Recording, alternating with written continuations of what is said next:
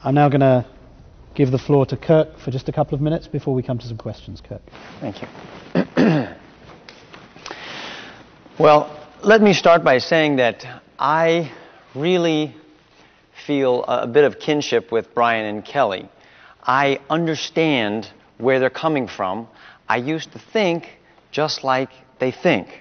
I used to be an atheist. I believed what they believed, and I blindly believed what my science teachers told me in school because I figured, well, they were a lot smarter than I was, so what they say must be true. There wouldn't be a hidden agenda there. I had faith in what they said. But the problem was I never really took the time to look into the evidence myself, do the research, and actually see if the claims that they were making were true. You see, when I was on Growing Pains, I was 17 years old. I was at the height of the success of the show, and I had the world by the tail. I was making lots of cash. I was really famous. I was doing everything I wanted. There was nothing that was holding me back. I had everything. I did not need God. There was no motivation for me to want to believe in any kind of a fairy tale.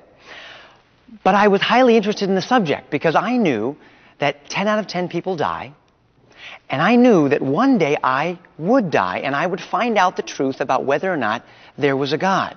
And I wondered about this. And so I decided, if there was a God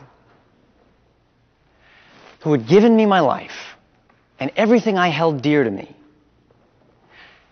and all I had given him was my rebellion, my attitude, my sarcasm, and my unbelief, all of my money and fame and popularity that impressed others wouldn't help me one bit on that day.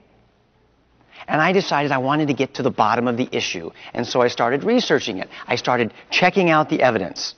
I put my own career at risk. My only motivation was to want to know the truth.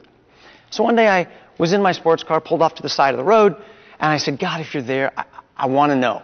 I've never prayed before. If you're real, please show me. I don't want to believe in a fairy tale. I don't want to commit intellectual suicide, but I want to know the truth. And I opened my eyes. It wasn't like I saw a vision. I didn't hear voices. Jesus wasn't on the windshield.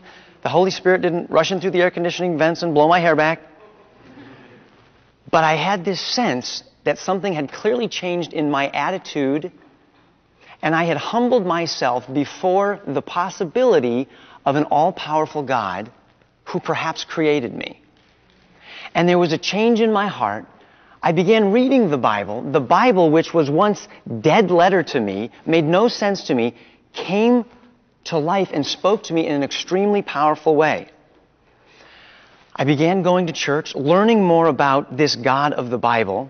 God began transforming me on the inside. I began to love the God I once mocked in sarcasm, and I began to really despise and hate the sin that I once loved and enjoyed so much. This wasn't a change I was trying to produce in myself.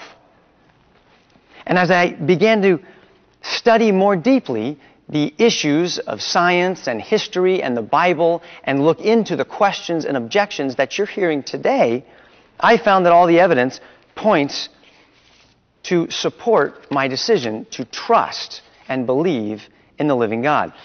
Before this debate, Brian and I had a chance to talk on the phone. I called and we just talked about a couple of details, and I ended the phone conversation by saying, Brian, don't worry about anything.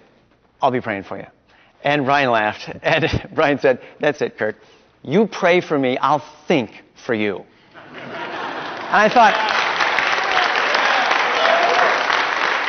I said, you know what?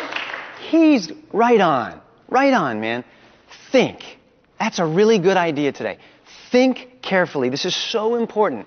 Please don't look at this as simply a debate to see who's going to win a theological discussion here.